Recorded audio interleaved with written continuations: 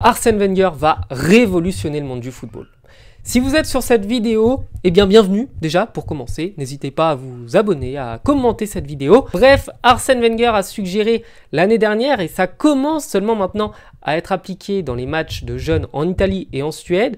Il a proposé une nouvelle règle par rapport au hors-jeu parce que la règle actuelle, il considérait qu'elle n'était pas assez spectaculaire et qu'elle ne favorisait pas assez les buts et le spectacle. Et on l'a bien vu avec pas mal de buts qui ont été refusés ces dernières années par la VAR.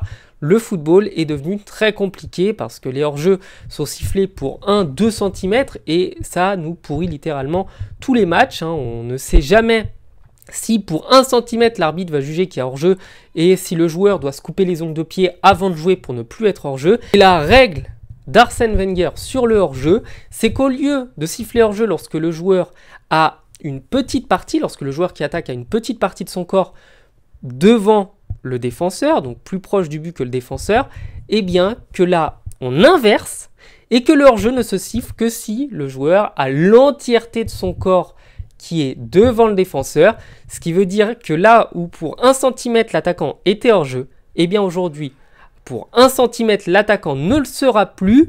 Et évidemment que ça risque de beaucoup changer de choses, donc c'est pour ça que c'est appliqué seulement chez les jeunes en ce moment. Donc la règle va tout changer dans la façon de prendre la profondeur, les passes en profondeur, là où l'attaquant devait veiller à rester complètement derrière la ligne du défenseur, il pourra avoir un petit peu d'avance, ça va donc le favoriser, ça va donc l'aider, ça va mettre évidemment les défenses pas mal à rude épreuve, d'autant que ça va aussi changer tout sur les coups francs, parce que sur un coup franc, le joueur, il pourra avoir 1 mètre d'avance sur le défenseur, donc là où Sergio Ramos avait été hors-jeu il y a quelques temps, il ne le serait plus. Ça va aussi tout changer sur les corners, parce que sur certaines combinaisons, eh bien, l'attaquant se retrouvait à être hors-jeu pour pas grand-chose, sauf que là, en étant très près de la ligne de but et que les défenseurs sur corner seront très près de la ligne de but, eh bien l'attaquant aura quasiment le champ libre pour faire des combinaisons et prendre de l'avance sur les corners.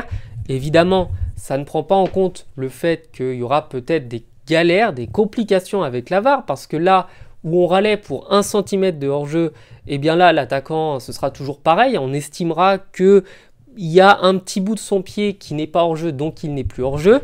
Mais dans l'ensemble, je pense que la règle, elle va être révolutionnaire. Ça va être la plus grande innovation qu'on a vue dans le football depuis la VAR. Je pense que la VAR, c'était quand même un truc de fou quand c'est arrivé.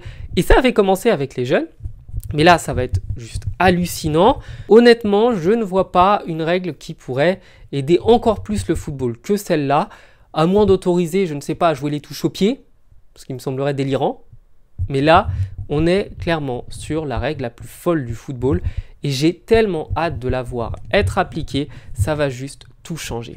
Bref, je vous souhaite de passer une bonne journée, j'espère que cette vidéo vous aura appris des choses et je vous dis à bientôt sur la chaîne, ciao.